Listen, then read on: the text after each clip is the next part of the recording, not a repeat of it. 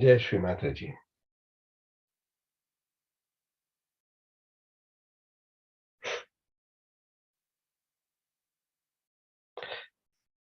So for over a year and a half now, we've been having these morning meditations and pujas. So I think it's time for us to now consolidate the blessings that we've been asking for and which we've been receiving. And the consolidation is now to establish that state of nirvicharita and nirvikalpata within ourselves. Otherwise, puja, meditation, whatever else we might do, cleansing ourselves, is not fulfilling the purpose for which it's intended, is to become that. Means to become the Chaitanya.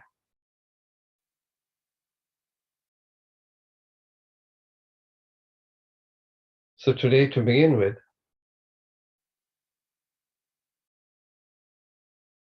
let us just internalize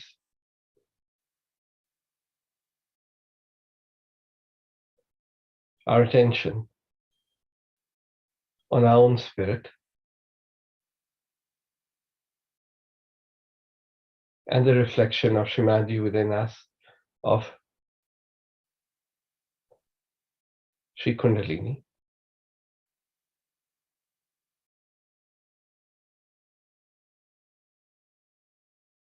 But now ask to become that.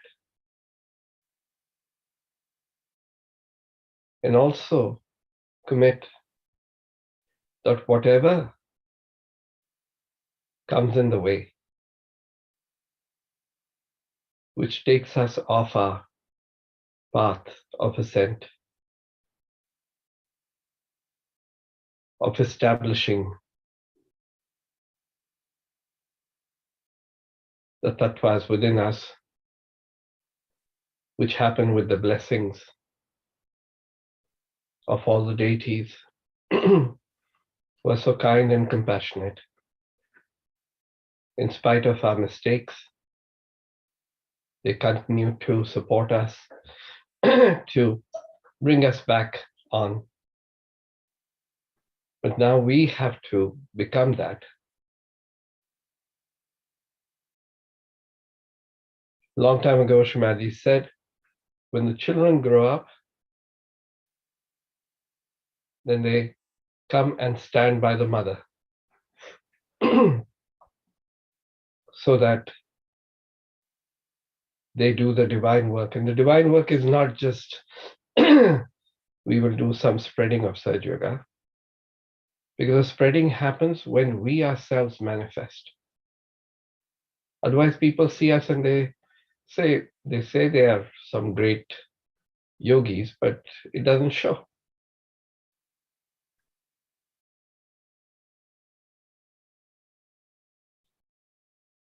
So to everyone who joins on Monday, on Saturdays, our humble request is, let us all now really work within so that the outside also manifests. But the work is within.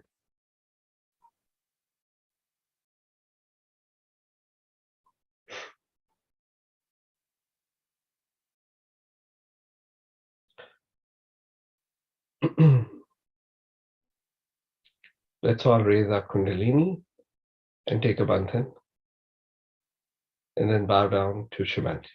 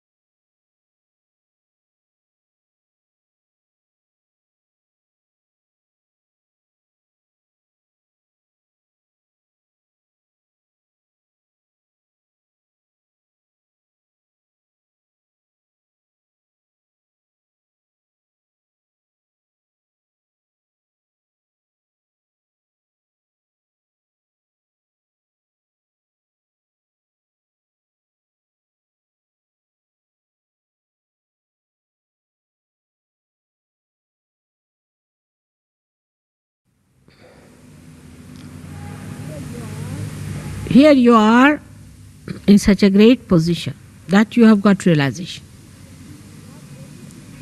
That only thing you have to accept the beauty of this great yoga, that you just enlighten your own powers which are on these 7 chakras. Now let us see, the first chakra belongs to the power of Gauri, the power of the mother of Sri Ganesh.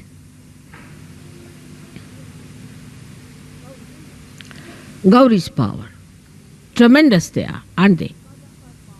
Because of her power, you have got your realization. Now what have we done to enshrine that power within ourselves? Today, if it is the first day of Navratri, let us see what have we done. Have we been able to develop our innocence within ourselves?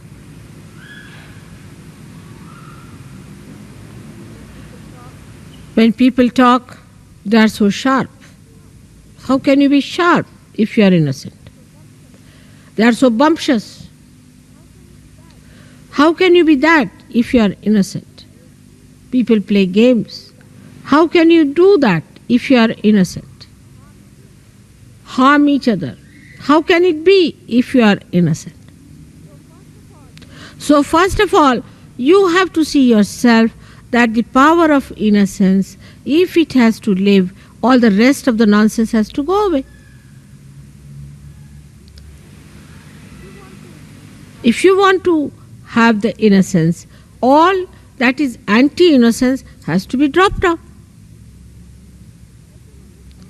I can understand about people who are ignorant, who have ignorance. Then in ignorance, of course, how will they talk of innocence? But you are not ignorant people. You are knowledgeable. You've got your enlightenment. And the power of innocence is so great. It makes you absolutely fearless. Not bumptious, but fearless. And the greatest thing of innocence is that you are respectful. The sense of respect, if it is not developed within you, if you cannot develop the sense of respect for other Sahajogis, for other people, for the ashrams, for the discipline and your own self-respect,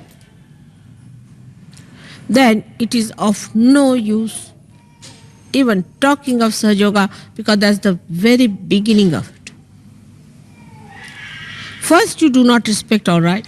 You are bumptious, all right. You are in a big fool's paradise, as they call it, riding a fast horse. All that is there is all right, is forgiven. But once you have seen the light, you must try to get rid of all the snakes that you have been holding on to.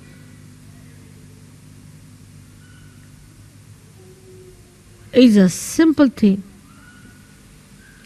In your childlike nature only, you can receive the blessings of Gauri. Otherwise you cannot. You have to be really childlike. Otherwise it is absolutely useless, no use telling you anything, because you think you are too clever. To such a person who thinks he is too clever, what's this of talking to such a person? Because he already knows everything. So the first power when you develop, you must learn to sit on the Mother Earth first of all. You must respect the Mother Earth, because the first chakra is made out of the Mother Earth. Try to be more settled down with yourself on Mother Earth. And the respect, see the trees, when they get their flowers, they are not so respectful. But when they are laden by the fruits, they bow down to Mother Earth. In the same way, when you have got the fruits of Sahaja Yoga, you all must bow down. And innocence has a special capacity to make a person extremely peaceful. Extremely peaceful. All the anger, temper, violence. If a person doesn't have innocence, it cannot come in you. Because a person who is not innocent is either sly or aggressive. He cannot have peace within his heart. But an innocent person is not bothered. Innocently he lives, enjoys everything in complete peace and harmony. But this violence comes when a person becomes clever. He thinks, I am so clever, the another one is so stupid, I have a right to shout at that person. And the one who is not innocent is never wise. He may be to look sharp, but he is not wise. Wisdom comes only with innocence. And how much wisdom have you gathered?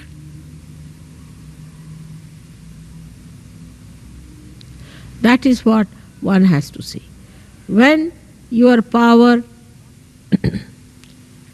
of innocence increases, wisdom is apparent. People say that fellow is very wise. For example, if somebody is crying about his wife, a wise person will say, oh Baba, just look at this, still busy with his wife. Another one is crying about his house or something, he'll say, oh, look at this one, still busy with the house. There is no end to it. I have known people who get so swollen up that they think they must give a big lecture for 1 hour on Sahaja Yoga.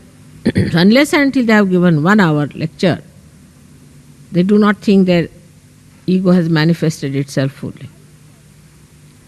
But a wise person, he doesn't have to talk or speak or do anything. He impresses his silence, his wisdom on others much more easily. That is what we have to see. Have we been able to discipline ourselves? Because our growth is very much in the beginning of it. We have to grow quite a lot. And people don't understand this point.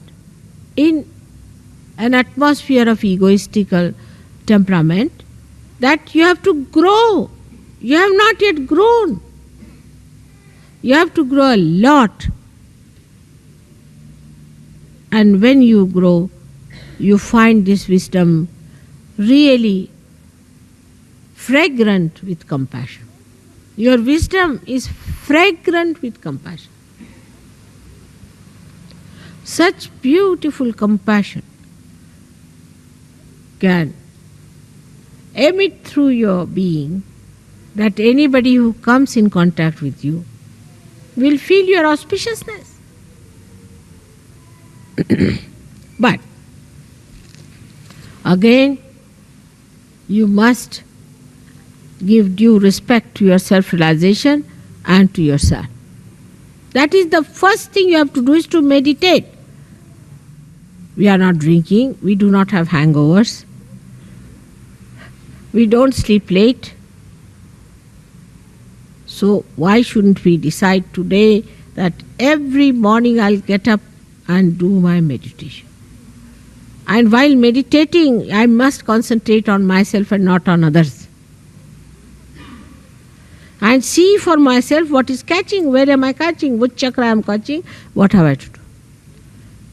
So on this day of Navratri, today as the first day, the Gauri's power must be enlightened within us.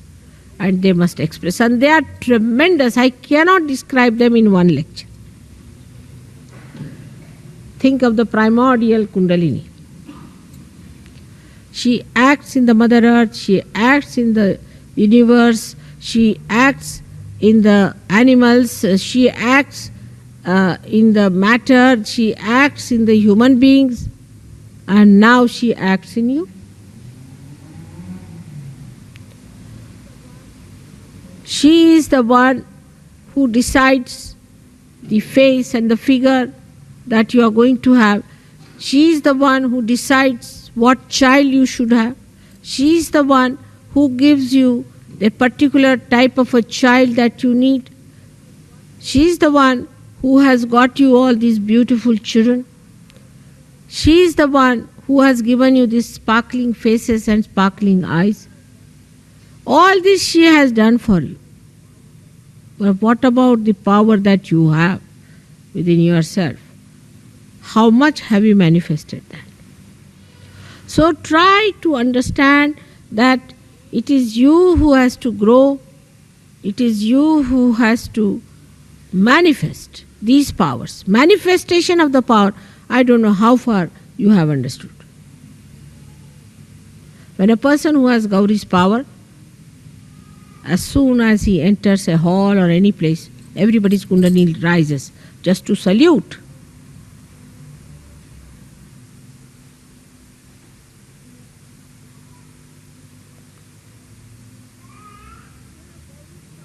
When you have Gauri's power, then you stand out because you have that innocent, lustless, greedless, beautiful, sparkling eyes.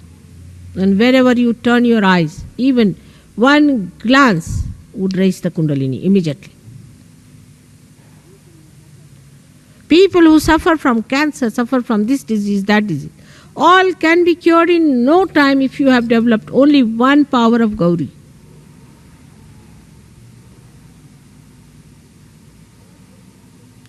All your problems can be solved.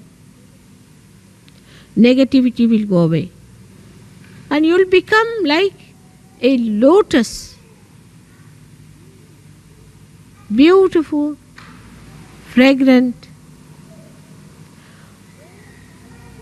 overpowering all kinds of negativity. Here it is, that fellow just touched me and now I have become egoistical. If there is one fellow who is egoistical, he just talks to another person, the person goes egoistical. I mean, this is not the way to be sensitive. You have to be sensitive to God and not to bad things. But we are more akin, more vulnerable to bad than to good. So the power of assimilation of good, the power of emission of good, all these powers are just in your complete reach. But all this should not become a praise, but should become a kind of a challenge, a kind of a beautiful curiosity and an advancement for you. That is why my humble request is that you must learn to worship discipline. I don't say do this, do that. You know what is to be done. And then on top of that, you should not tell me, I know, I know. When you know, why don't you do it? You are empowered. Today, let us, with full confidence in ourselves and in our ascent, let us with full intensity attend this puja and in our hearts decide that I am going to discipline myself.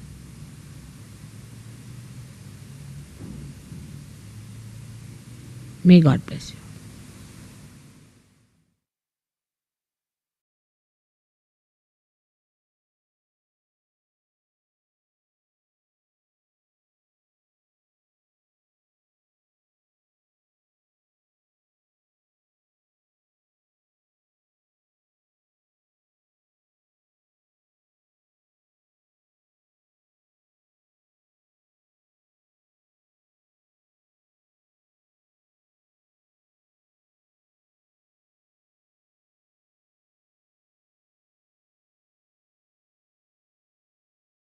about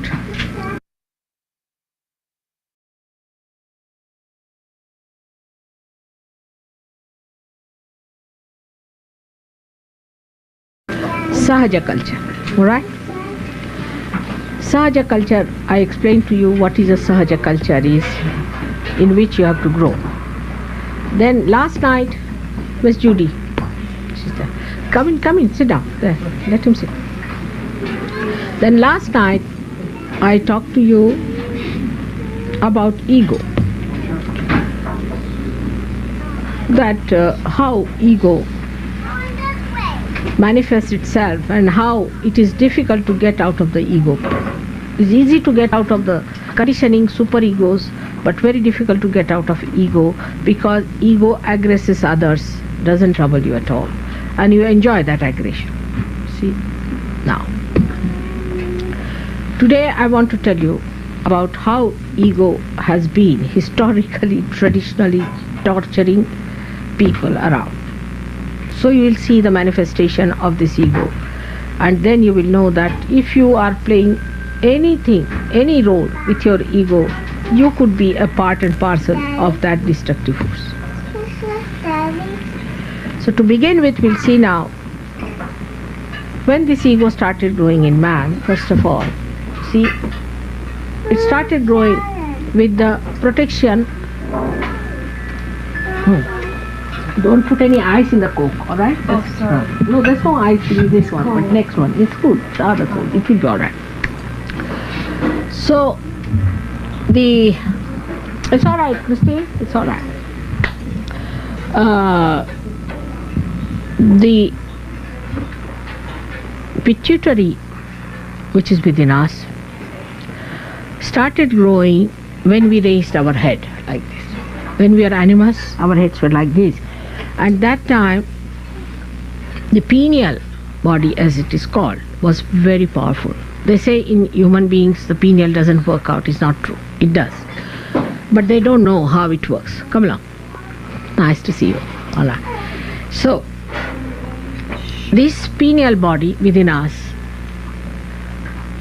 was very active when we were animal state. But when we raised our head, you see, a chemical change took place within ourselves, in the sense that our brain started growing in a pyramid, which I have told you how, with the parallelogram of forces and all that, it has started growing into a pyramid. And when it became like that, you see, because first it was only the pineal body looking after the superego, up to the animal kingdom, up to the kingdom where the animals sort of became more sort of humanized. Then the ego started growing. It's the only animals who can use the matter. Human beings can use the matter, not the animals. Animals cannot use the matter for their own purpose. When they started aggressing the matter, the ego started developing, and we developed this, what you call the pyramid of our brain. We started growing more and more and more and more like this. But when it reached its height, then we started using our ego more. We didn't stop at that point. We started moving on the other side. So this went down and it covered it completely like that. That's why we say the pineal body in the human beings doesn't work. It functions, no doubt, it functions. As a result of that, you see, when we saw this ego was growing, as a result of that, people felt extremely overconfident. What's wrong? Business started long time back. Said the time of Columbus. As I said, if Columbus had come to India, you would not have seen me here. You would have finished all the Indians there. Not him. He was a very nice man, but those who followed him. In the same way, this ego started destroying people, and they had an idea for triumph and killing people, occupying lands, occupying territories, accumulating wealth. Went on and on and on and on this level. Then from there, they started, when the marriage system started in a proper way, again the aggression started on the women, and now the women are aggressing men like that. It's all became so aggressive. But when you aggress, you don't see that you are aggressing. This is the problem of the egoistical person. Though he may be a seeker, though he may be a very genuine seeker, but if he is in the area of ego, He never feels his own catches because the ego is in between, the reality in himself. So he cannot see his own catches. He cannot see how he is aggressing others, and he doesn't see how he is hurting others, troubling others, torturing others. And such a person can be extremely arrogant, extremely strangulating. This is what happens when you get cancer also. When you get the cancer, what happens? It starts with the left side, no doubt. But when it comes into the person, then he becomes a person who is vulnerable to a disease, or a disease where the person is aggressed. The person is aggressed. The cells of the body first develop the aggression. We call it malignant. When this cell comes in contact with others, that also becomes malignant. So that's how the malignancy spreads. And when it spreads, what happens? That supposing in the nose there are some cells which become malignant. So they start obstructing other organs to grow. The only nose will start growing like that. You mean to say, not outside but inside. So they aggress. You see, the aggression starts, and they lose complete control with the whole, because there is no coordination with the whole. They don't see that the whole has to grow together, and not only the nose and not only the eyes, isn't it? And this breaking from the collectivity is the first sign when you find a Sahajogi behaves in a funny way, that if he is breaking from the collectivity, then he is nothing but an egoist. No doubt about it. By any argument, by anything. But a person who is a superego fellow will stick on to the collectivity. Will try to be very close to the ashram, will be very close to us, very much here, around it. Even if you said we don't want to, it will be there. Why? Because it realizes that it is aggressed, and also it realizes that it can be sly. So when a left-sided person enters into an ashram, that person would be very nice, quiet, sweet, everything. But the entities, the bhoots in him, will aggress the people slyly. They'll torture it. But those people can be cured very easily because they are troubled and tortured themselves. But those who are egoistical will be very difficult for them to get out of. That's why I've been talking about ego yesterday and today. Now you can see all aggression, the manifestation. What's wrong? Say now, I was talking about the chemicals. Now how did you discover these chemicals? It is through your ego, through your science. Now, if the science is not related to God or to the whole, then you go like that. And then you can produce hydrogen bombs, you can produce these horrible chemicals, like it's what you call the foolhardiness. You enter into every area, every place, and achieve the power over that.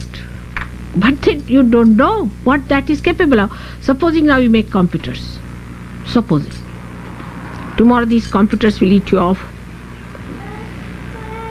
I must tell you now, there's a new disease I have discovered in people, that their conscious mind overpowers them. There was a fellow who was like this, very egoistical. He didn't believe in God also. He's an Indian, and he met with an accident. His wife is a doctor, she's a friend of mine, she brought him to me. In my presence he got up and walked off nicely, everything. But on his own, whenever he wanted consciously to do it, he couldn't even raise his leg. Can you imagine? So with these egoistical people, now a new disease is coming, that consciously they cannot do anything. They cannot do anything. This will come. I'm promising you now. Or I'm warning you now. As I warned the people who were going left-sided, that you will have a horrible disease, and this is the new disease for all the egoists. That consciously they won't be able to move, they'll be mute, sitting there only, their ego will take over. It's a very dangerous era when you are born, you must know. This is the time you are precariously placed. Either you get to God or you go to hell. There's nothing in between. So a new disease will come very soon. There's no insanity in it. Nothing, you will be quite alert, but you can't move your hands. Your whole nervous system refuses to work. That's going to come. Very soon it will manifest. You have seen that egoistical people have been going on like Hitler and all that, and they have destroyed the world, and they have done so much harm to our value system. In subtle way we say that all this manifestation of 25 years of all this horrible hell they have created for us is because of the wars. Because of the wars. But these wars and things, even if you avoid, by some chance you avoid it, still if ego is there, it will manifest itself. If you avoid it outside, it will manifest inside, and then you will find that you can't just move. You can't blink, you can't sleep, you can't move your hands. Even now people can't sleep, many. And I don't want Sahaj Yogis to suffer from that horrible disease. And Western people are more liable to that kind of a thing.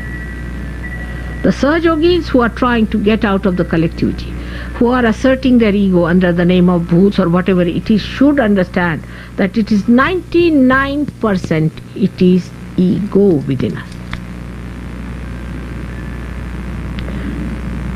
And that ego has to be faced. Oh, I have an ego, I feel guilty.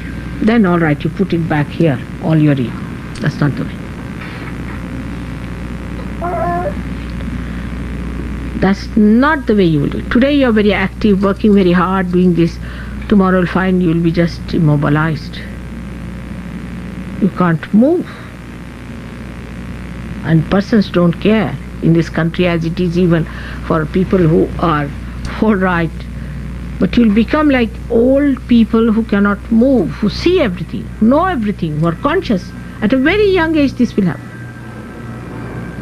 The slightest accident, with slightest disturbance, you will just trigger off to that area where you will be absolutely like a mute person sitting. You can't move your finger, you can't hold anything. You will not be in a coma. Coma happens to people who take pills and things to go to the left, like drugs and things which take you to the left. But those who are right-sided, you will not be in coma. That's one thing. It's a curse. You will see everything, you'll be alert, you'll be knowing everything, but you can't even turn your head. Take it from me. That's coming very soon. You may be talking, you may not be talking. It can go to that level.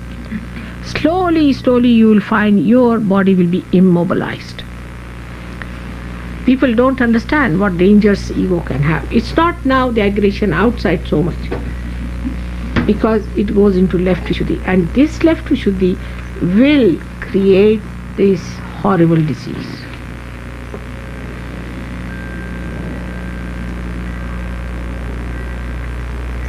Now, how do we control our ego is very important to understand. First of all, you must write your names and beat yourself with shoes for 108 times to begin with. Secondly, discipline yourself. By disciplining, get up in the morning, do your meditation with right hand towards the photograph, left hand this way. Not to use light at all, not to use sun. Don't go to the sun at all. Sun is to be avoided. Keep to the moon. Read the books which describes the Mahakalis or the left side Shaktis. Don't read the books like Avadhuta's book. You should never read it because you think you are an Avadhuta. You see, he said, I am omnipresent, I am this thing. The person starts feeling, I am this. I was reading the book of Avadhuta. That's for Pujabala. Oh, I said, this book, this shows what's gone wrong with our incarnations. What's gone wrong with our incarnations is they never knew human beings at all, what level they are. You come and tell them, I am formless and form, I am this and that. So what?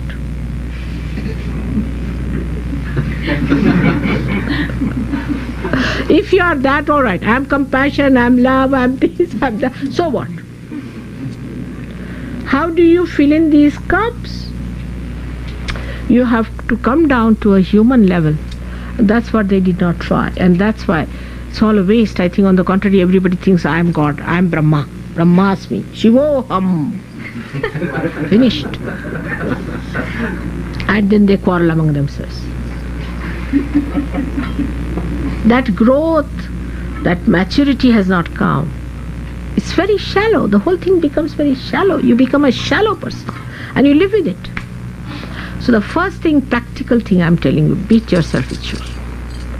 And I'm not this. Like that, you have to start first of all telling yourself. If you are a seeker and truthful seeker and honest seeker, then I advise you this way, that you watch yourself in the mirror and tell yourself, now you, Mr. Ego XYZ, will you get out from here? I know what I am. You get out. You have to get after all this and laugh at yourself, smile at yourself, make fun of yourself. That's the best, and never feel hurt. If anybody says you're egoistical, and then you will say, I know. I know. If you know you're egoistical, then how do you go further with it?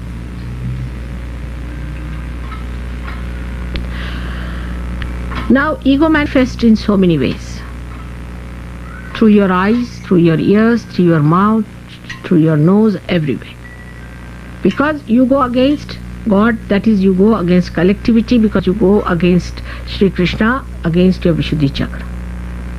That's first thing it manifests. Nowadays nobody beats people like this. You see, we have become subtler in our ego manifestation. We use this part, not hands. It can be that you show temper through your eyes, or it can be you flirt with your eyes. You become adulterous. That's why Christ has said, don't become adulterous. So now it's nice that the AIDS can work out through the tears. It's good. Used to kiss people, all right. Now kiss. Nobody will kiss now. You used all your Vishuddhi Chakra so far to express all filth. Now the filth is pouring out. So, in the second stage, when we understand that it's through the Vishuddhi, that is this America, we express ourselves, our ego. So what should we do? First of all, stop talking. Hear the way people talk. I mean, you see, you have to just start opening your mouth like this, and like that you go on. And the other is talking. You tell them something, they just come on you with all the knowledge, they have known everything A to Z, and you don't know where you are. How do you stop talking? I've told you a practical thing. I'll get you betel nuts, which I'll vibrate, put it in the mouth. And you take it out when you have to talk, otherwise keep it there. That's Sri Ganesha. Don't take it out. Stop talking. If you stop talking, your hypocrisy will go away. But through our face, we are hypocritical. Everything works out through Vishuddhi. Now see, a person who is extremely aggressive, you see, can also act to be very, very sweet, you see. If they have to exploit you or make money out of you, they can act. Acting. The whole acting comes through this Vishuddhi. Then you act. You are a very gentle person. You are very good, but you are not. You are aggressive. So, for that, you have to know that talking less will reduce 50% of your hypocrisy and acting. 50%. Now 50% still left. Now what to do with the 50%? 50% is a thing where we have to know what other chakras are responsible for ego manifestation. One is the Hamsa, is very important. Hamsa is. We use when we want to show our temper. Indifference. Then a person thinks, oh God, What have I done to this person? That's how we show our temper.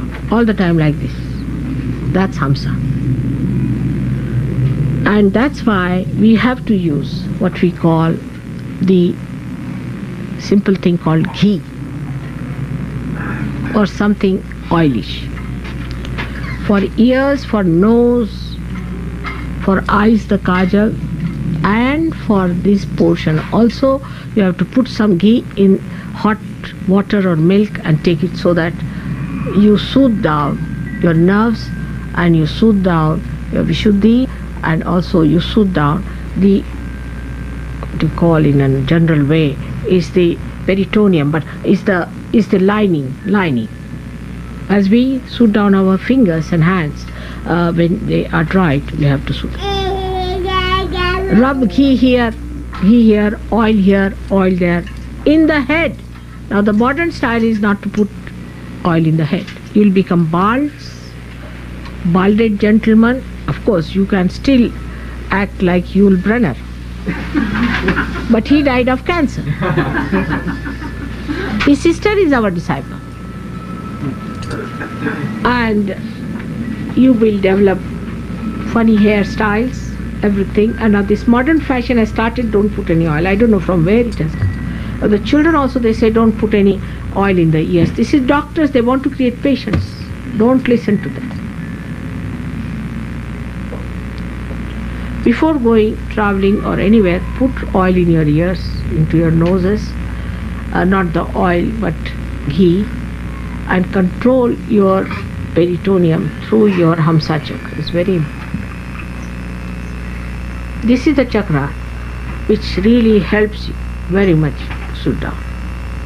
Now in Sanskrit and also in a many colloquial language, ghee is called as neha, and sneha is love. Neha also is love. So you have to oil it down so the frictions are less. We know in nature when we have to reduce the friction, we put oil. Like we have to say launch a ship that I have launched, I know what it is. They had to put grease on the thing and you just touch the ship and the ship moves so smoothly onto the sea. Beautifully it moves. In India they put bananas because banana is a very easily available, so they put bananas, you see, on that. And here they use grease. In England, for example, they use grease. So in the same way we have to grease ourselves. Our language, our tone, our speaking must be greased with love. And love is such a powerful thing that can attract anyone, let it be even Hitler. When you talk to someone or say something, it should have that coating of chocolate, of love. Then you can even give castor oil. I do that. So, all these things are to be understood in its essence, that we should not become stupid as other people are. We are yogis and we have to have an ideal life which manifests itself in all kinds of dynamism. And we do not waste this great blessing that we have got. Now with this, another chakra which is always caught is the Agya chakra. In the Agya chakra, we have to become thoughtlessly aware, but we cannot. Now if you watch your thoughts, you will know mostly we think of the people who have harmed us, who have troubled us. Sometimes we have the glimpse of the good things also. We think of the good people also sometimes. Normally we are thinking about the people who have harmed us, hurt us, this thing, that. Now Christ, who is Sri Ganesha and who has all the powers to kill us and finish us off and destroy us completely, has given us the greatest weapon is to forgive. So the mantra here is forgive. And you have to see that you forgive others. Anybody says anything, forgive. When you forgive, God takes over. And He knows how to handle or mishandle or to do whatever He likes to that person. That's not your job. You just forgive. So you give him a ticket. Go to God. I forgive you. I have nothing to say. And you have to forgive. And that is the thing you can enjoy your Agya Chakra very well and raise your Kundalini beyond by saying forgive, forgive, forgive 3 times. And you have to say the mantra of Nirvichara. No thoughts. Agya is the one which brings thoughts to you. That's why Christ was so particular on the eyes. That thou shalt not have adulterous eyes. Try to concentrate your eyes on the Mother Earth for some time. She'll suck in. So that your attention doesn't become that wobbly, becomes concentrated and equalized and balanced. When that is done, your eyes become so powerful. Even if you look at somebody, you can cure that person. And the innocence will start coming in your eyes. You will not have lust and greed. It's a very dangerous thing people are playing here. I mean, I didn't know all these things people do. But I saw it in the West. I mean, everybody's looking at every girl. What is the joyless pursuit? Why turn your eyes to anything that you don't get joy out of? At every girl a man is looking, a girl is looking at every man. What's this nonsense? Why waste your energy? I always look at about 3 feet height. You see all the flowers there, you see all the children.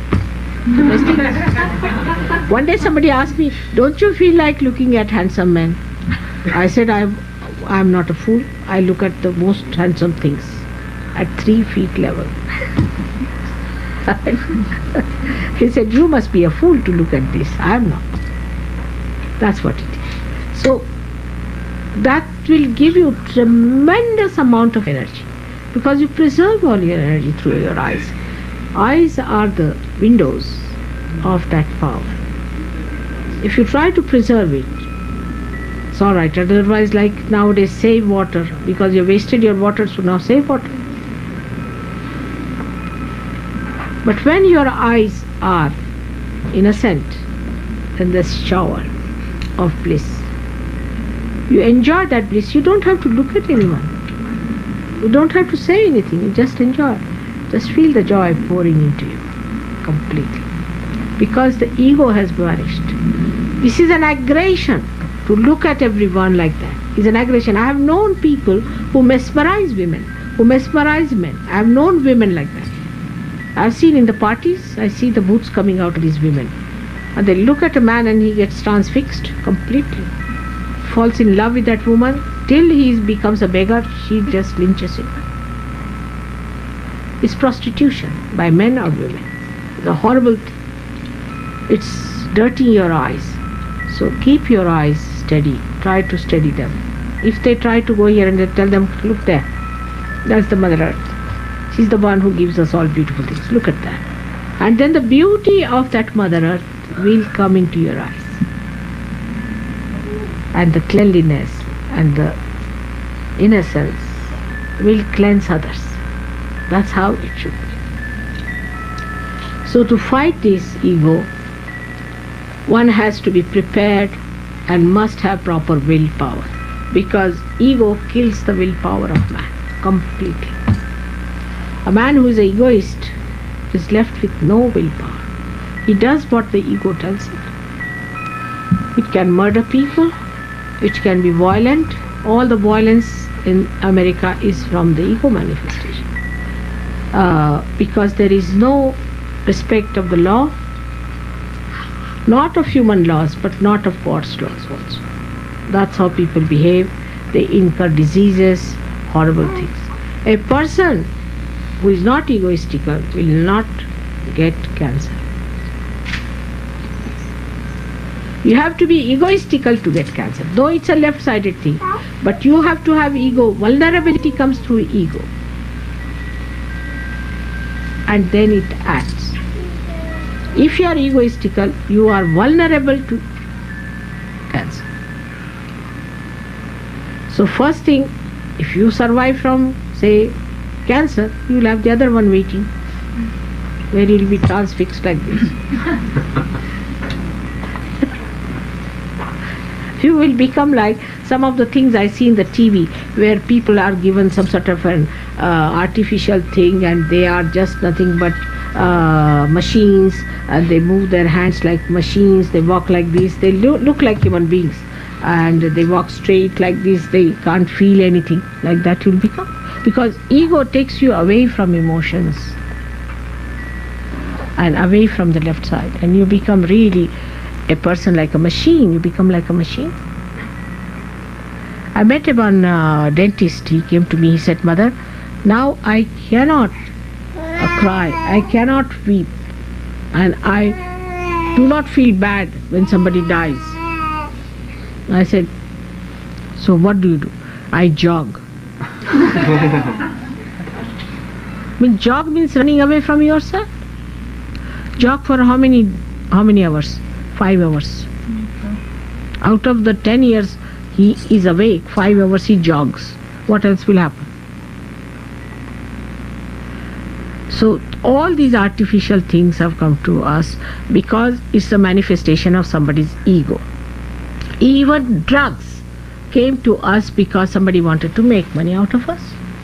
All these gurus, they wanted to make money out of us. You see, they are more interested in making money. All egoistical people are very money oriented. They can't get out of it. Any amount of money you give them, whatever. I have blessed people with thousands and thousands of rupees, billions and billions of things, but still their money orientation doesn't go. And then they lose it in a time. Just like that. Naturally. Because they do not recognize it's a blessing, one has got it. Now you have to share it. Actually, through coming to Sahaja Yoga, there was one gentleman who was really absolutely on the verge of collapsing without any money. He's become such a rich man overnight, and overnight he's become again the same. An example. He came to me, he came to Sahaja Yoga, he became very rich, he became all this, and then suddenly lost everything. And even Sahaja Yogi started saying, "Mother, who come to you for a short time and then they go away, they become very rich." I said, "All right." And then see, after 1 year, before and after, where are they now? This man has become so poor that he doesn't even have money to take a bus.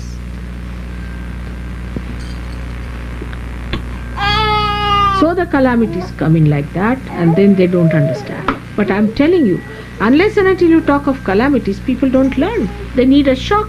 Otherwise they don't want to get out of their egos. They cannot.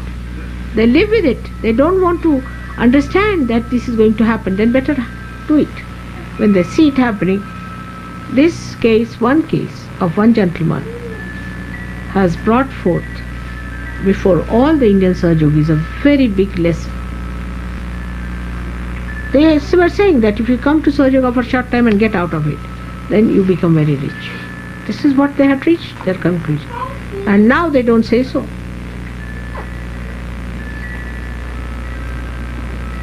Because the medium through which you have got is God's grace. If it is lost, you have lost it. So don't live with full confidence with that horrible ego of yours. It is going to overpower. And as you have seen the booths combine, also egoistical people will always combine. There are two egoists, they'll always be very friendly. Because they combine together, they are just the same. But when they are immobilized, then what is going to happen? They'll be all sitting like statues. We can make statues out of them, I think. What will be the next use, I don't know. Because they are not dead, they are living. But they can't eat food. They can look at food, they can't eat it. But if you put injection, it might work out. Because the parasympathetic might be working, or maybe sympathetic might be working, the autonomous might be working, but the rest of it is finished. The central nervous system is finished. It can happen suddenly to someone. Now write it down. Today I have told you about this disease.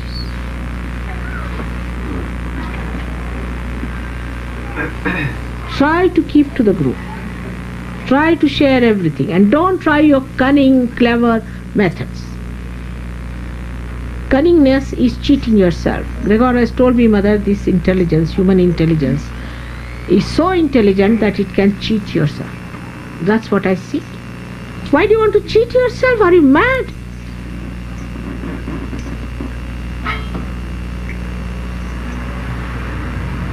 This is what one has to realize. Once you understand that, you'll see most of the problems of this world will subside. How do you have an atom bomb? How do you have all these things? Science never said you make atom bomb. Science was given to you for constructive work, for saving time, for meditation, not for making atomic bombs to kill you. No.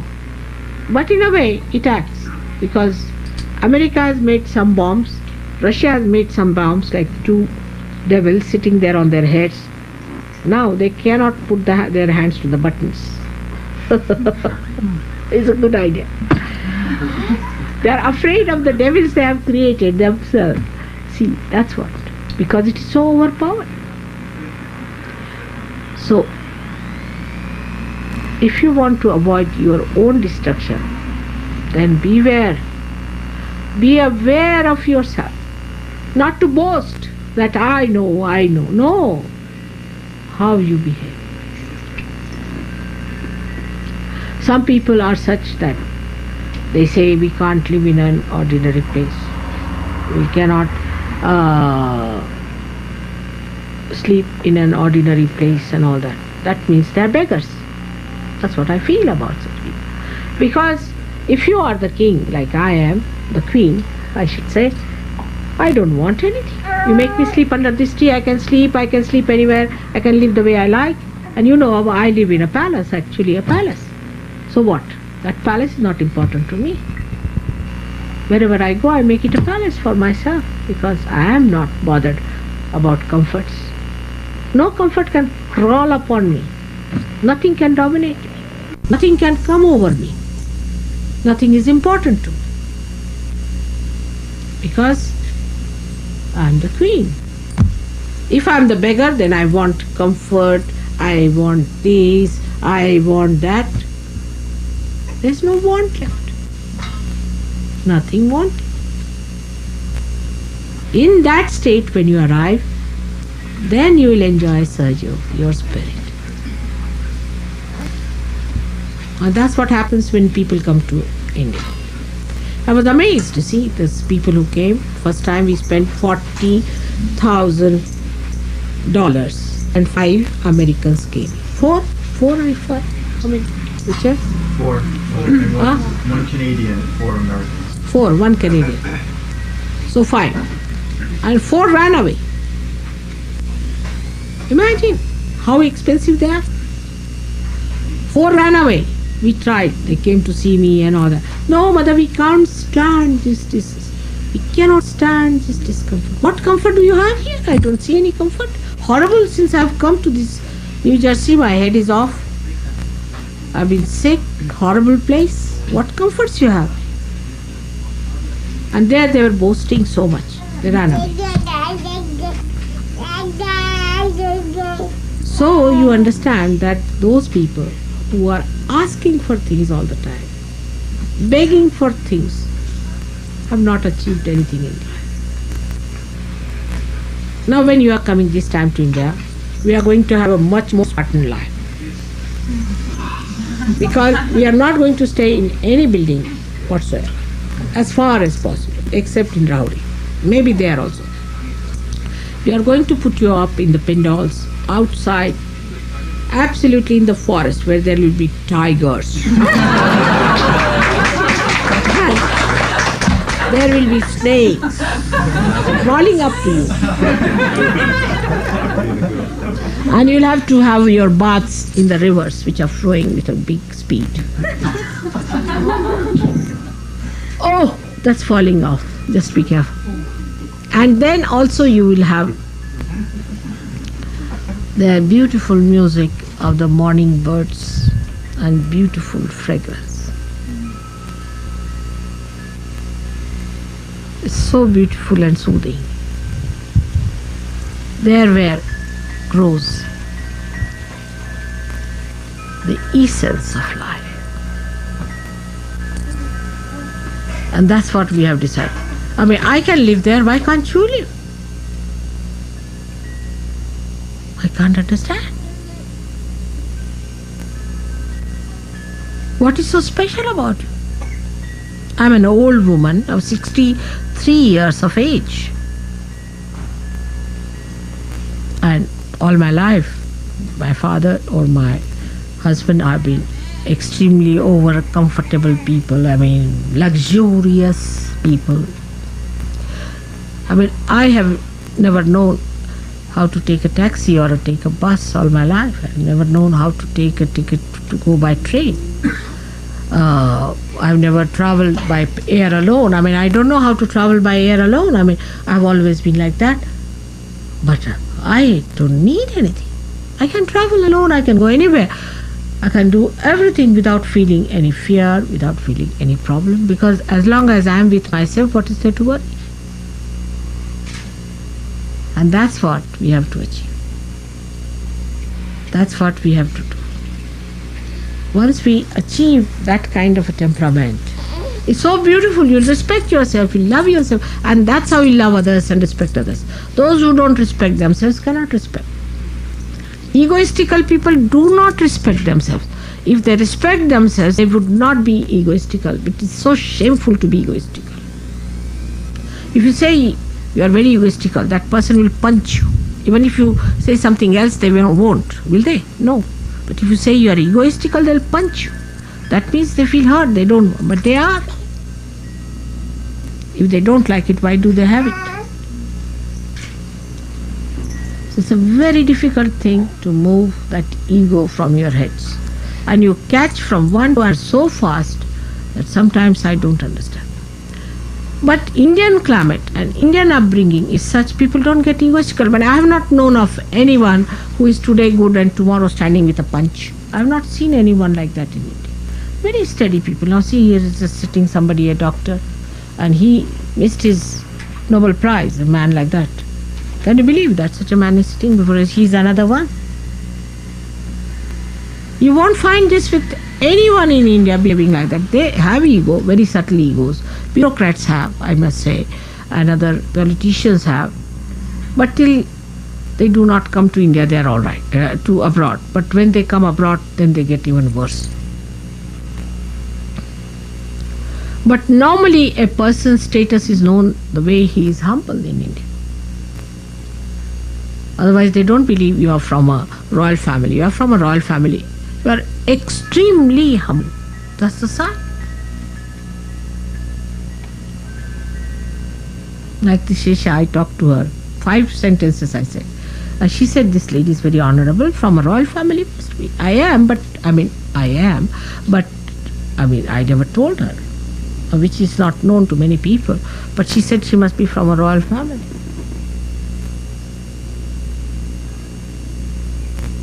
Well, what is the need to insult others? What is the need to shout at others and talk in that manner? There's no need. You must talk in a way that is sweet and nice. It looks nice. It shows better. The personality is better seen by others. At least for the sake of congenial concord with others, please try to get over your nonsensical ego.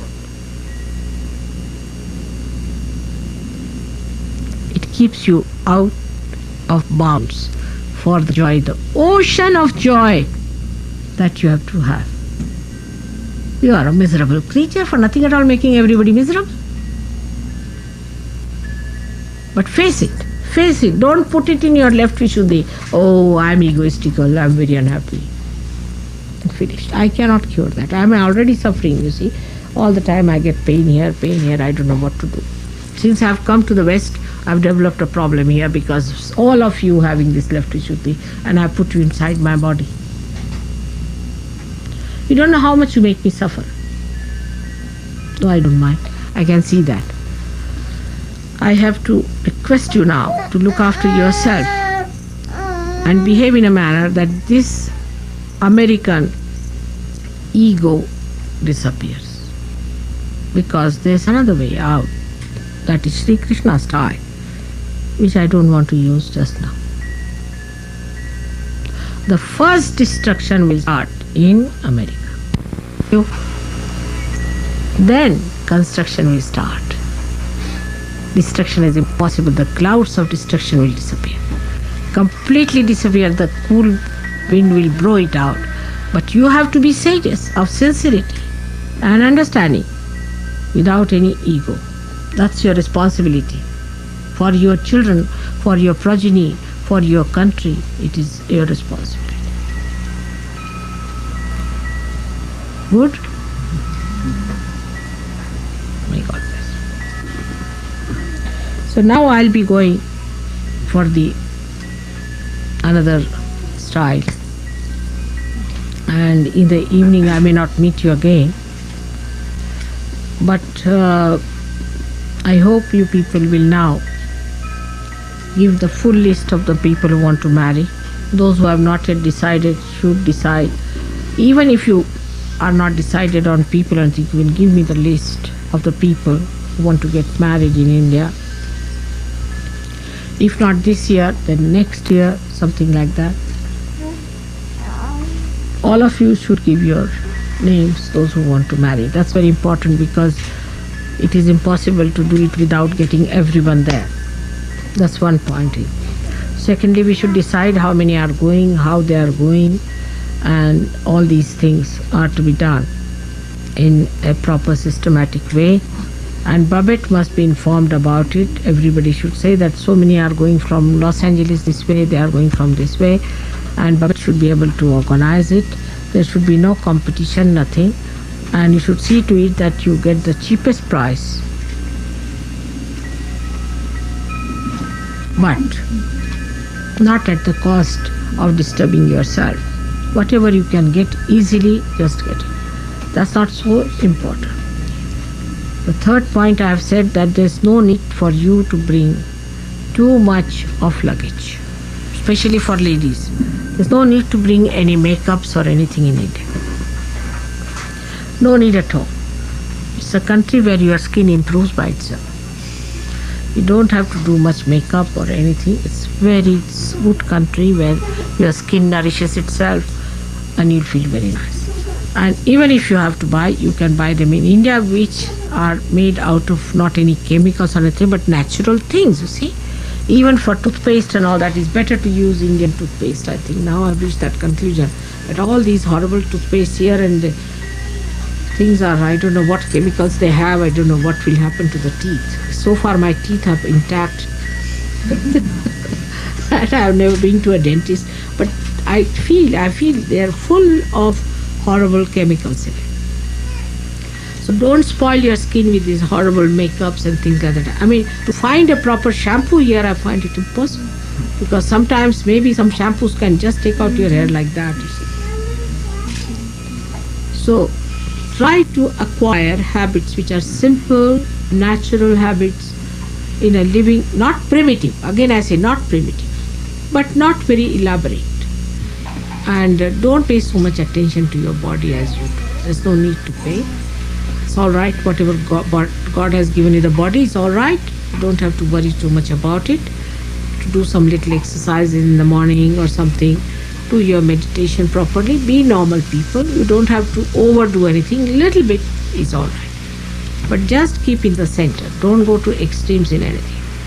Now you have to bring a sweater and things like that, and as I told you, a proper bedding, as I told you, that you have to bring.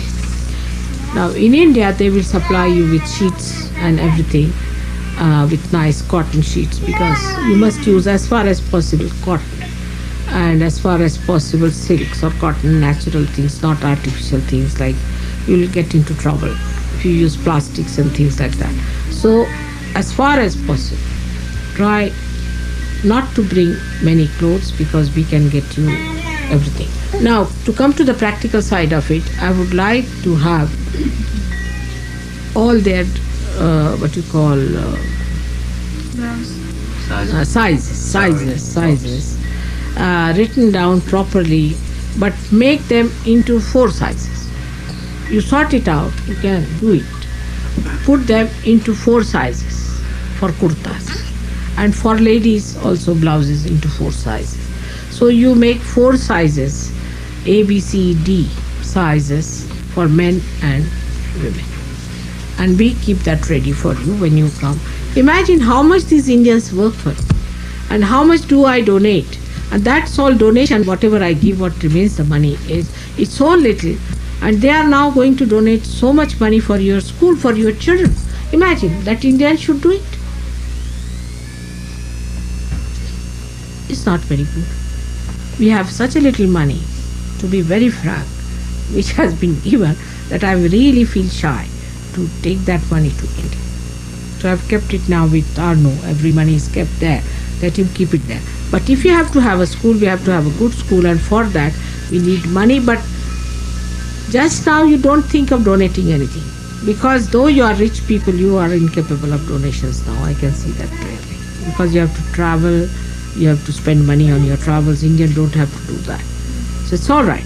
But whatever they have said, a little amount for donations, that much you give them. And you come there with love.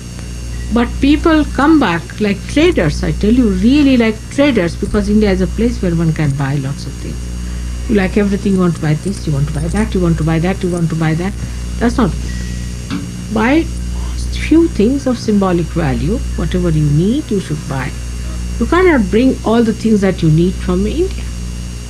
But people, when they travel like that, it's very shameful, I think. Sometimes people don't understand how yogis have to carry so many things. Now, you should carry things which are useful to you, which are good for you, but not too much.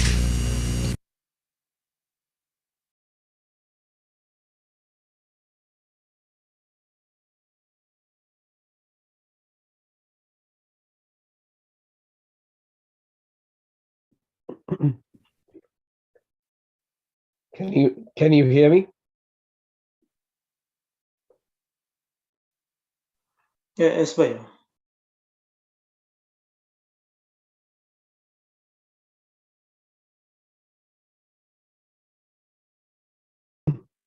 So today we will be playing a old talk on Shivratri. It's in Hindi, but it has English subtitles. And there are many talks which are in Hindi and Marathi where Shrimanji said much more. So please, for those who need to read what Shrimanji is saying, the subtitles are there, but simply pay attention to it and meditate. You'll find it very beneficial. All right.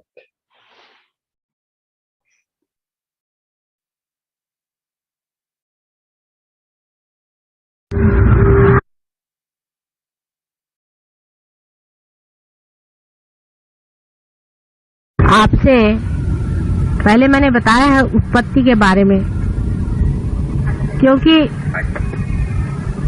Mahashivratri के दिन जब शिवजी की बात करनी है तो उसका प्रारंभ उत्पत्ति से ही होता है। इतने वो आदि हैं।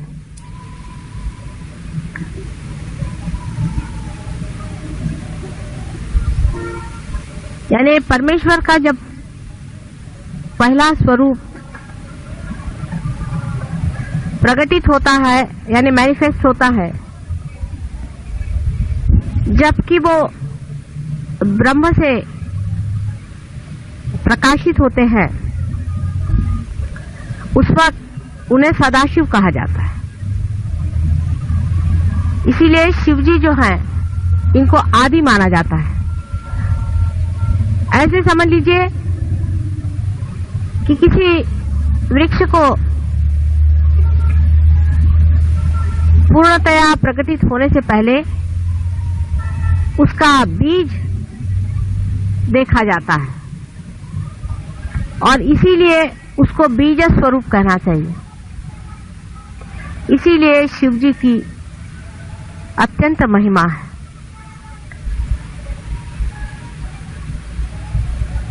उसके बाद उनके प्रकटीकरण के बाद उन्हीं के अंदर से ही शक्ति अपना स्वरूप धारण करके आदि शक्ति के नाम से जानी जाती। वही आदि शक्ति परमात्मा के तीनों रूपों को अलग अलग प्रकाशित करती है, जिसको आप जानते हैं, जिनका नाम ब्रह्मा, विष्णु और महेश माने शिव शंकर है।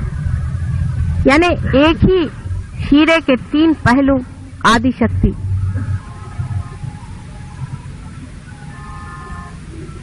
छानती हैं। और जब प्रलय काल में सारी सृजन की हुई सृष्टि, सारा मैनिफेस्टेड संसार विसर्जित होता है, उसी ब्रह्म में अवतरित होता है, तब भी सदाशिव बने ही रहते हैं और उनका संबंध परमात्मा के उस अंग से हमेशा ही बना रहता है जो कभी भी प्रकटीकरण नहीं होता है, जो कि एक नॉन बीइंग है। परमात्मा की जो शक्तियां प्रकट होती हैं वो बीइंग से होती हैं और जो नहीं होती है वो नॉन बीइंग की हमेशा बनी ही रहती है। उसमें सदाशिव का स्थान वैसा ही है जैसे एक हीरा टूट जाए, बिखर जाए, कितना भी मिट जाए, उसके कण कण भी हो जाए तो भी वो चमकता ही रहता है, कभी नष्ट नहीं होती उसकी चमक। उसी प्रकार सदाशिव का स्थान है। सदाशिव से स्थिति बनती है और संसार के सृजन में जब तक स्थिति नहीं बनेगी तब तक कोई भी सृजन नहीं हो सकता। पहले स्थिति बनाई जाती है, एग्जिस्टेंस, अस्तित्व लाना पड़ता है किसी भी चीज का। अस्तित्व सदाशिव के ही शक्ति से होता है।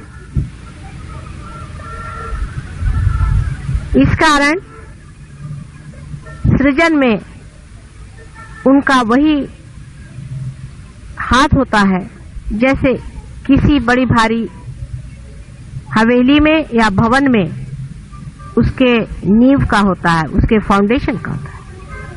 वो दिखाई नहीं देती, जो नींव होती है वो दिखाई नहीं देती है,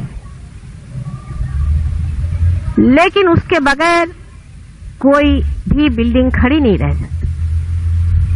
उसी तरह सदाशिव हमारे अंदर भी हृदय में निवास करते हुए आत्मा स्वरूप होते हैं। जब तक वे अपने हृदय में आत्मा स्वरूप स्थित होते हैं तभी तक हमारा इस संसार में जीवन चलता है। जिस दिन वो अपनी आंखें मूंद लेते हैं उसी दिन हम लोग खत्म हो जाते हैं, इस दुनिया से हम निकल जाते हैं और हमारी स्थिति परलोक में हो जाती है। शिवजी आप जानते हैं कि हमारे सूर्य नाड़ी पर वास करते हैं, चंद्र नाड़ी पर वास करते हैं और चंद्र नाड़ी पर बैठे हुए वे स्थिति का सारा कार्य अपने अंदर करते ही हैं, लेकिन हमारा जो प्राण है उसकी भी स्थिति वो बनाए रखते हैं। शिवजी के बगैर हमारे प्राण नहीं चल सकते। अब ये काफी लंबी चौड़ी बातें हैं, वो मेरी किताब में मैंने काफी खोल करके कही हुई है। शिवजी का स्वरूप, वे एक परम सन्यासी, जैसे कि परमात्मा का एक स्वरूप है कि वो अंदर से संन्यास्त है। वो किसी वजह से ये रचना नहीं करते, उनको कोई कारण नहीं है, वे अपने करते हैं, उनकी विम है, उनका मजा है, वो अगर चाहे तो रचना करते हैं, नहीं तो उसे तोड़ देते। एक संन्यास्त आदमी संसार में जो बहुत से विराजते हैं वे उनके प्रतीक हैं। मेरे संन्यास से अर्थ जो दुनिया में माना जाता उससे नहीं, आप सब जानते हैं। संन्यास उसे कहना चाहिए जो आदमी सेल्फ रियलाइज्ड होकर के उस दशा में पहुंच गया है जहां वो साक्षी है। अंदर से वो संन्यास्त होता है, बाहर से सारे संसार में रहते हुए भी वो महान सन्यासी होता है। उसमें कुछ किसी से बताना नहीं पड़ता कि मैं सन्यासी हूं, मैंने सन्यास ले लिया है। लेकिन जो अंदर से मन हमारे अंदर सन्यास ले लेता है, जो अंदर से संन्यास्त हो जाता है, वो स्वरूप श्री शिव का है। और जो संसार में हम विराजते हैं और संसार के जो कार्य करते हैं और संसार में जितने भी हम भोगते हैं, वो भोक्ता स्वरूप परमात्मा का जो है वो उनका श्री विष्णु का स्वरूप है। इसलिए विष्णु के स्वरूप में वो भोक्ता है, शिव जी के स्वरूप में वो संन्यास्त है और ब्रह्मा के स्वरूप में वो सृजन करने वाले, सृजन कार्य करने वाले करता है। इस सन्यासी के और दृष्टि करने से एक अजीब सी चीज दिखाई देती है कि नील वर्ण का इनका शरीर, क्योंकि ये चंद्रमा के लाइन पे बैठे हुए हैं, इनके गले में हाथ में सर्प लपटे हुए हैं। इनका सारा ही अलंकार सर्पों से हो जाता है। सर्प शीतल होते हैं, शांत होते हैं, दाहकता को पीते हैं और वो अपने ऊपर सर्प को पाले हुए हैं। माने संसार का जितना भी दुष्ट, जितना भी विपरीत, जितना भी डंक, जितनी भी जबरदस्त चीजें संसार को नष्ट करने वाली हैं, सबको अपने शरीर में समाये हैं। दुनिया भर का गरल वो पिए हुए अपने, आप जानते ही हैं कि उन्होंने गरल को शुरू में ही सारा पी लिया और जो कुछ भी गरल संसार का होता है वो अपने अंदर पीकर संसार को ठंडा रखते, संसार को सुख देते। जो कुछ भी मर जाती है चीज, खत्म हो जाती है, वो सारी ही उनके राज्य में जाकर बसती है। और जो बेकार के लोग होते हैं, जो महादुष्ट होते हैं, उनके कारागार भी उन्हीं के चरण धूलि से बंद हो जाते। वे लोग बंदिश होते हैं शिव जी की कृपा से। उनके सर पे चंद्रमा का राज्य है। चंद्रमा स्वतः लक्ष्मी के भाई है और इसीलिए कहा जाता है कि अपने साले को उन्होंने अपने सर पे रख लिया है। बहुत ही उनका अजीब सा वर्णन कवियों ने किया हुआ है और बहुत सुंदर। उनके सर पे गंगा का बोझा उन्होंने उठाया हुआ है, माने वो सबका गर्व हरण करने वाले। गंगा जैसी गर्भवती को भी उन्होंने अपने जटा में बांध लिया, इतनी उनकी जटाएं जबरदस्त हैं। मनुष्य में जो अहंकार होता है उसे भी वो अपने अंदर पी लेते हैं और इसी प्रकार वो संसार की अहंकारी लोगों से रक्षा करते। वो अतुलनीय है, उनका कोई वर्णन शब्दों में नहीं कर सकते। लेकिन उनके अंदर एक बहुत बड़ा,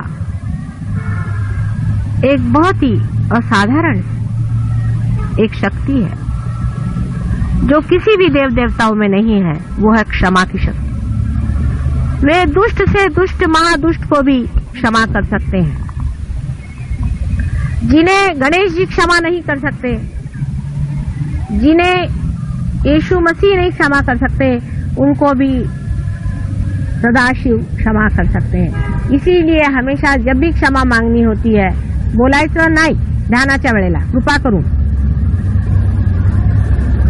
जब भी क्षमा मांगनी होती है तो उन्हीं से क्षमा मांगी जाती है, क्योंकि कुछ कुछ ऐसी बातें हैं जिसे गणेश बिल्कुल नहीं क्षमा कर सकते, जिसे कि हम कहते हैं कि सिन अगेंस्ट द मदर, माँ के खिलाफ कोई सा भी पाप करना, जितने भी सेक्स के पाप हैं उसको श्री गणेश कभी भी नहीं माफ कर, कभी नहीं कर सकते, उनको बहुत मुश्किल है मनाना। जीसस क्राइस्ट भी नहीं कर सकते, कभी भी नहीं कर सकते। उनके लिए सिर्फ महादेव, श्री शंकर समर्थ है। उनकी बात को ये दोनों भी नहीं टाल सकते, इसलिए उनकी आराधना करनी चाहिए। आश्चर्य की बात है कि महाशिवरात्रि के दिन लोग उपवास क्यों करते हैं। मेरी कुछ समझ में नहीं आता कि ये प्रथा कौन से आधार पर बनाई गई। या तो किसी 420 लोगों ने शास्त्रों में ये बात लिख दी गई। आज के दिन उन्होंने गरल पिया था, और आपको भी आज के दिन हर चीज खाने की इजाजत है कि आज आप गरल भी पी लें। तो आज आपने बराबर निकाल लिया कि आज तो हम उपवास करेंगे। मेरा आज इतने जोर से हृदय चक्र से खिंचाव पड़ रहा है, जिस सहज योगी ने आज उपवास किया है मेरे हृदय चक्र को खींचे जा रहा है। अंधाकरण नहीं करना चाहिए सहज योगियों को, सोच लेना चाहिए कि जो दिन बड़ा ही सेलिब्रेशन का है, जिन्होंने गरल पी करके संसार में विजय प्राप्त की, उस शिव जी का जब इतना बड़ा महोत्सव है, उस दिन भूखा मरना किसने बताया है? जिस दिन मनुष्य खुश होता है उस दिन ज्यादा ही खाता है। आज तो 2 रोटी ज्यादा खाने का दिन है, आज सबने उपवास करके रखा हुआ है, और इसलिए शिव जी सबसे नाराज हैं। और इस चीज को शिव जी भी नहीं माफ कर सकते। तो हो गया आप लोगों का कल्याण। तभी आजकल सब दूर इतने बड़े बड़े शिव भक्तों के पहले हार्ट अटैक आता है। आज खुशियां मनाने का दिन कि उन्होंने सारे संसार का जो कुछ भी गरल था उसे पी लिया, जो कुछ भी अहित था, जो कुछ भी पाप था, जो भी दुष्टता संसार में फैली हुई थी, सबको उन्होंने शोषण कर लिया। ऐसे शिव जी के महान दिवस पर्व में हमको इस तरह से मनहूस काम करना नहीं चाहिए। अगर हम किसी के जन्म दिवस पर उपवास करते हैं तो उसके मरने पर हम लोग क्या खाना खाएंगे? सब उल्टा कारभार हमारे यहाँ चलता है। कोई मरता है तब ब्राह्मण बैठ के खाना खाते, जब कोई जन्म होता है तो सब लोग बैठ के उपवास करते घर वाले। कैसे समझाया जाए? कौन से शास्त्र में इसका आधार है? और शास्त्रों में भी महामूर्खों ने इस तरह की चीजें भर दी हैं। जिसको देखो उससे अपने शास्त्रों में दुनिया भर का अत्याचार करते। एक सोच समझ रखना चाहिए कि आज के दिन उपवास का क्या अर्थ है। सब लोग मिठाई खाएं, क्योंकि आज ये मंदिरों में बैठे हुए लोग मिठाई खाना चाहते तो मिठाई चढ़ाई जाए। अभी रात भर भंग पिएंगे बैठकर और चरस खाएंगे और कहेंगे कि शिवजी खाते थे तो हम भी खा रहे हैं चरस और भंग। शिवजी तो इसलिए खाते हैं चरस और भंग कि उनको जब सबकॉन्शियस में जाना पड़ता है तो वो उसे खाते हैं, चाहे जिसे भी खा ले, उनको क्या मतलब है। जैसे कि समझ लीजिए कि एरोप्लेन है, उससे आपको कहीं जाना हो तो आपको पहले पायलट तो होना चाहिए। जो वो भंग पी करके और चरस खा के शिवजी नहीं हो सकते, वो तो शिवजी ही हैं जिन्होंने गरल पी लिया, और वो हैं जो दुनिया भर के भंग पी करके संसार के जितने भी भंग है उनका शोषण कर रहे हैं। क्या कि ये भंग कहाँ डंप की जाए? तो उनके अंदर भर दी जाती कि भाई चलो तुम स्थिति हो, तुम पी लो, तुम गरल पी लो, तुम भंग पी लो। तो चले सब लोग भंग पीने आज, कि आज भंग पी के सब लोग शिवजी हो रहे हैं। आप में से कितने लोग शिवजी के पांव के धूल के बराबर हैं? वो तो भंग इसलिए पीते हैं कि उनके अंदर रखा ही जाता है सारा भंग का store.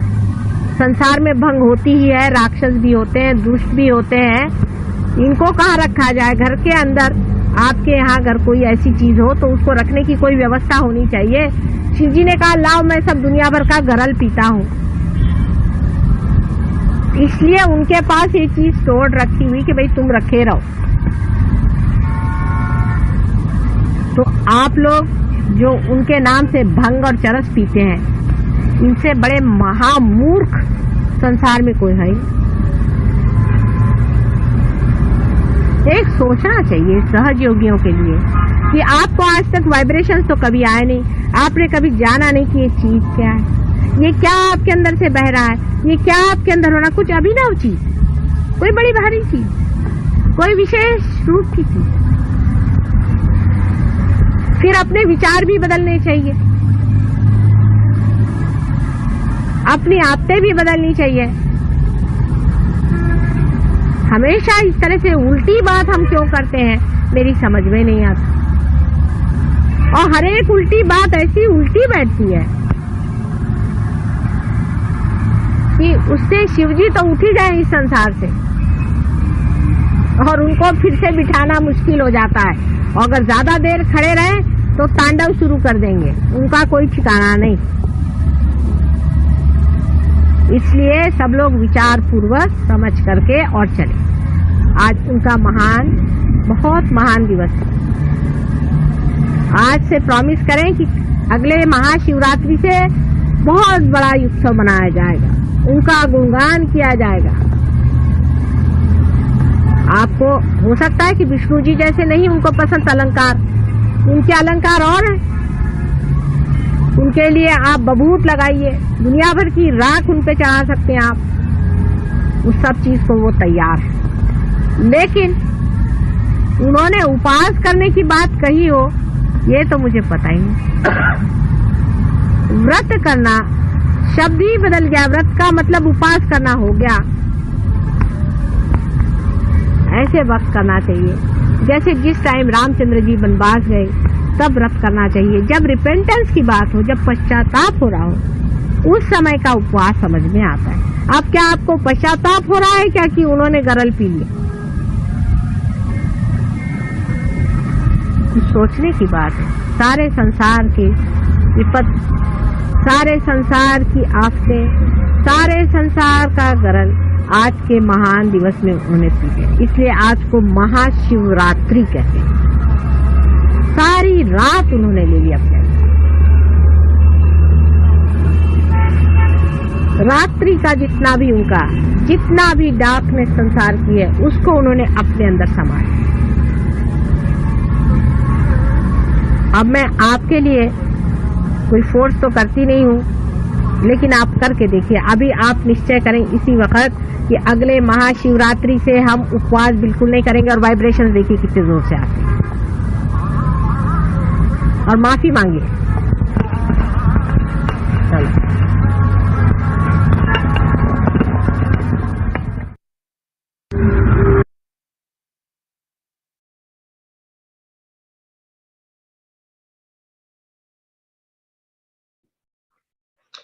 We're sorry, don't know what happened to the subtitle, but the essence of the talk was, it was on Mahashivratri, and Shivaji was explaining that that was a day when Shri Sadashiva, that's God Almighty, he drank all the poisons of the world to protect us.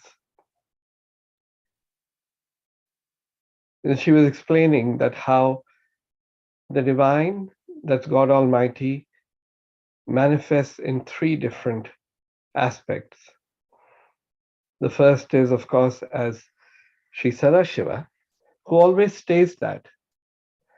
And he is the one who's always in meditation. And then, in order to preserve this creation, then he manifests as Sri Vishnu. And then, in order to create this creation, he manifests as Sri Brahma. So, the same great personality of Par Brahma manifests in different aspects. But as Sri Sadashiva is always connected to that Par Brahma because it never manifests. And she was also explaining that he's the source of all forgiveness. So certain things which can never be forgiven by Sri Ganesha and Lord Christ, especially which are sins against the mother, things related to sex, then the one who can forgive that and the one who forgives that is Sri Sadashiva. And when he forgives, then even Sri Ganesha and Lord Christ have to accept, and they accept his decision. So that was the essence of this talk as to why we celebrate Mahashivratri, because that's the day when he, in his compassion, took on all the poisons of the world and did that so that the creation created by Shivaji could be preserved. Jai Shivaji. We now offer a prayer, which was also written by Shivaji. It's a beautiful prayer, and this will be our puja for today.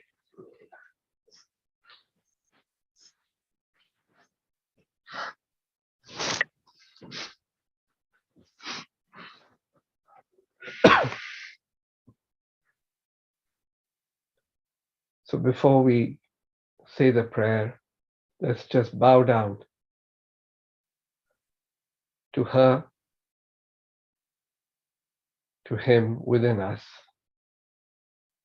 and just express our gratitude for what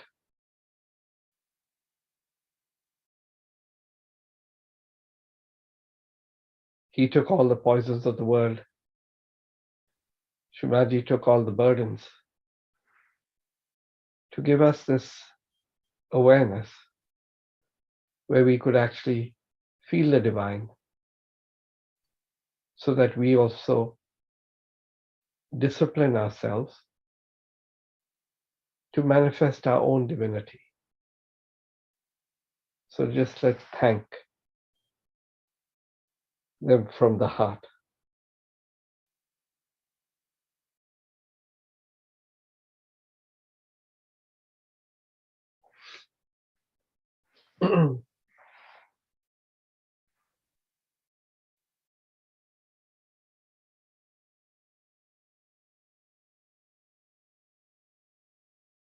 We'll offer the mantra to Sri Shiv Shakti. Om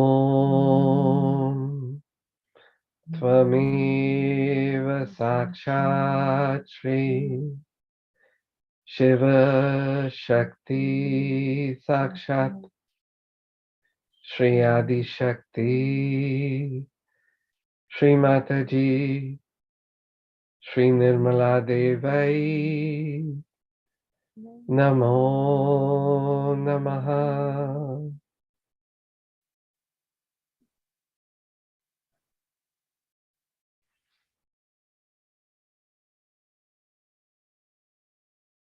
With humility now, let's offer this prayer. We pray to Lord Shiva to look after our union.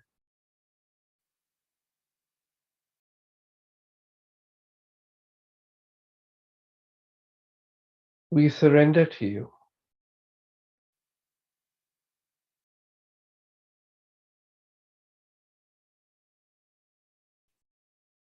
Now may Sri Gauri Kundalini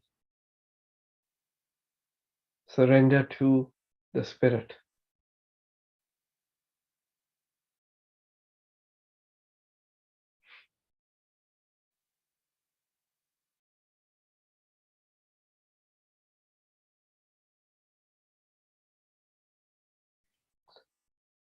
O Lord, we pray to you to look after this, and we forget everything else.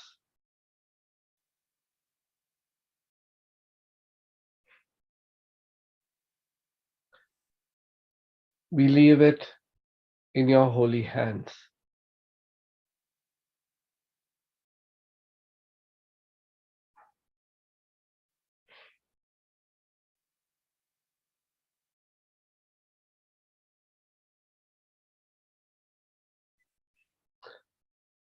You raise us up,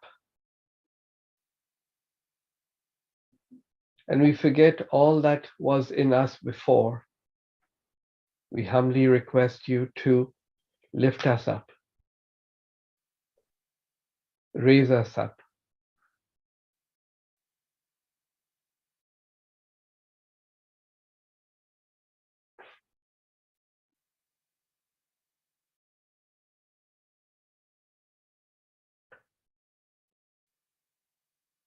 Let everything drop out of us.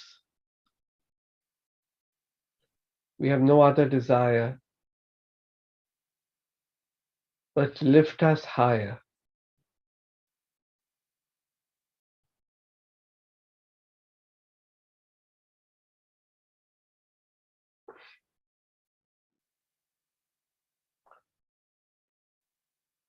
We humbly request you to make us your servant, to make us worthy of you.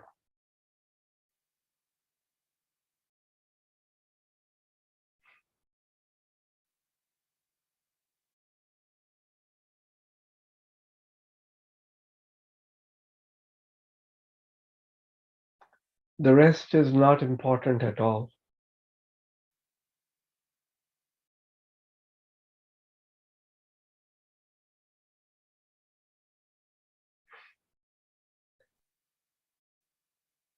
All the other manifestations of this desire are over.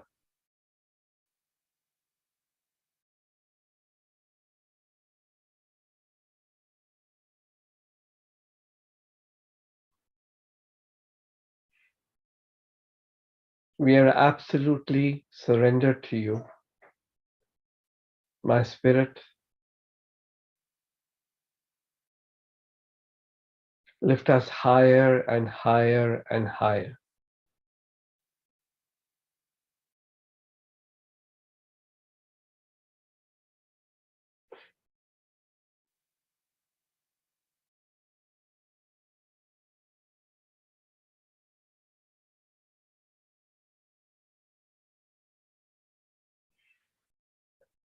By your grace, kindly take us away from all thoughts and things that are not the Spirit.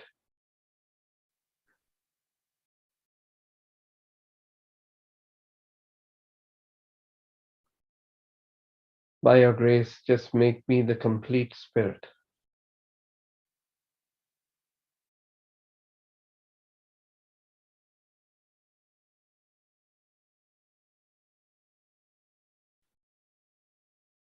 Let's just meditate on that state within us.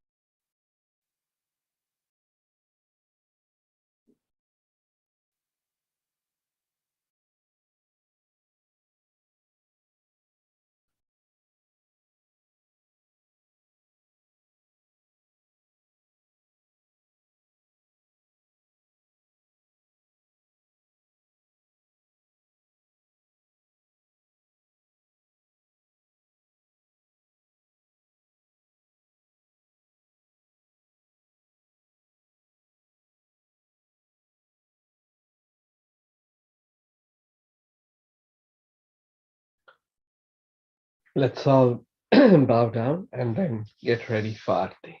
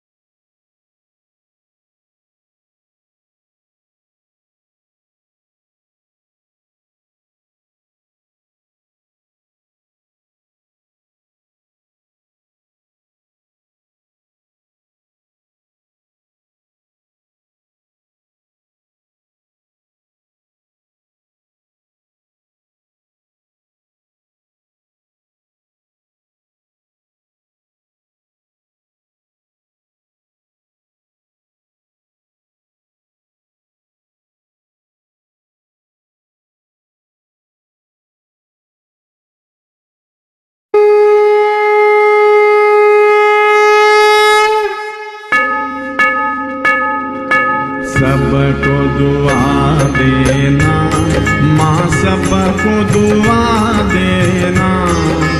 जय निर्मल माता जी, जय निर्मल माता जी, दिल में सदा रहना माँ, सबको दुआ देना, सबको दुआ देना माँ, सबको दुआ देना।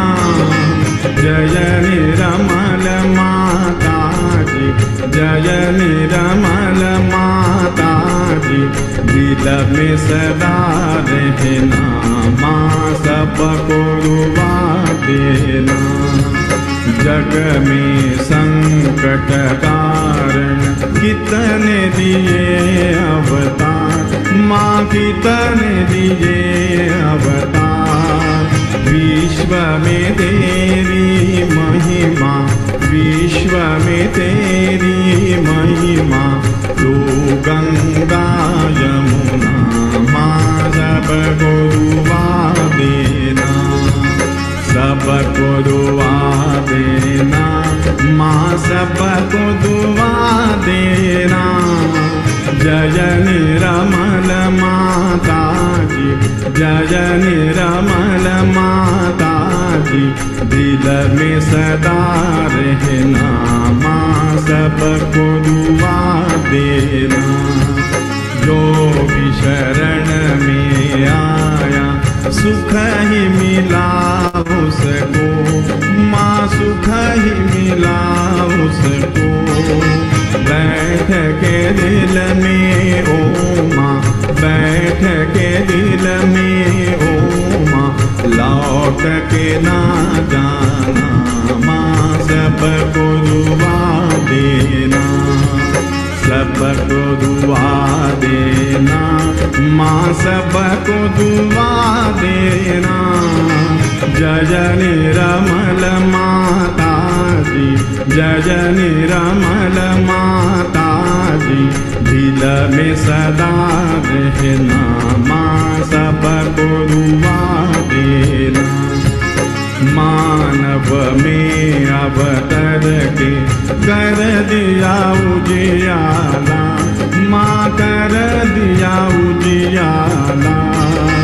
कलयुग में माया है, कलयुग में माया है, फिर भी पहचाना माँ, सबको दुआ देना, सबको दुआ देना माँ, सबको दुआ देना। जय निर्मल माता जी, जय निर्मल माता जी, दिल में सदा रहना माँ, सबको दुआ देना। संत जनों की धरती है भारत माता, माँ है भारत माता। इस धरती पर आकर, इस धरती पर आकर, दुख से दूर करना माँ, सबको दुआ देना, सब सबको दुआ देना, माँ सबको दुआ देना। जय निर्मल माता जी, जय निर्मल माता जी, दिल में सदा रहना, माँ सबको दुआ देना। जब दिल में आए तब मधु संगीत सुन लो, माँ मधु संगीत सुन लो। हो सके जो सेवा, हो सके जो सेवा, हमसे करा लेना, माँ सबको दुआ देना, सबको दुआ देना, माँ सबको दुआ देना। जय निर्मल माता जी, जय निर्मल माता जी, दिल में सदा रहना, माँ सबको दुआ देना, माँ सबको दुआ देना, माँ सबको दुआ देना।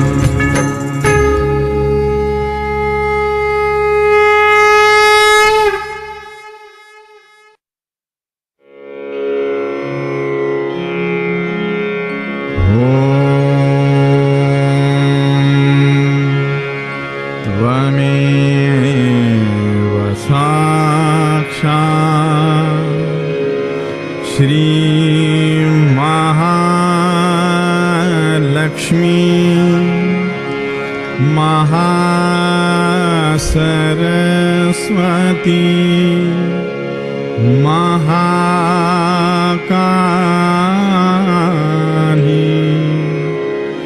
त्रिगुणात्मिका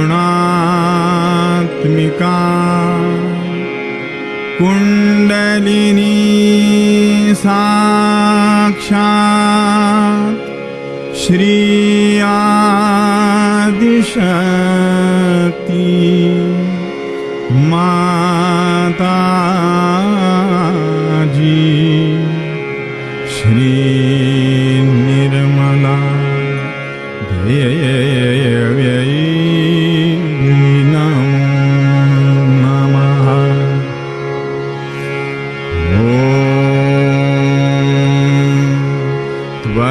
त्वमेव साक्षात् श्री कल्की साक्षात् श्री आदिशक्ति माता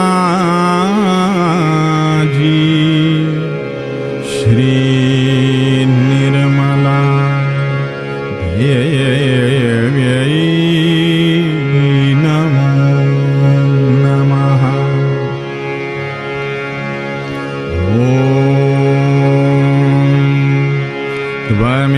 त्वमेव साक्षात् श्री कल्की साक्षात् श्री सहस्रार स्वामिनी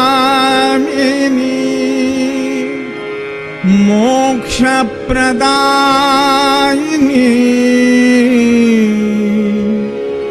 माता जी,